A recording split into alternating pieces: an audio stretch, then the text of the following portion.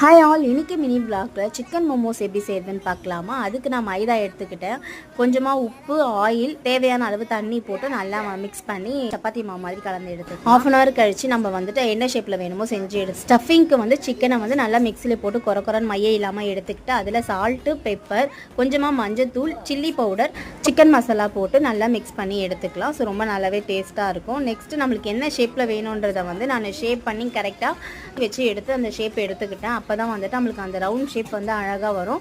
So நம்மளுக்கு எந்த மாதிரி டிசைன் வேணுமோ அதை பண்ணி இதை எடுத்துக்கலாம். இதை நம்ம ஸ்டீமர்லேயோ இல்லை இட்லி பாத்திரத்துலையோ நம்ம இதை அழகாக ஸ்டீம் பண்ணி எடுத்துக்கலாம். நல்லா சூப்பராக இருக்கும் டேஸ்ட்டாக. ஸோ என் பசங்க நல்லா சாப்பிட்டாங்க, விரும்பி. என் பசங்க டேஸ்ட் பண்ணிட்டு என்ன சொல்கிறாங்கன்னு பாருங்கள்.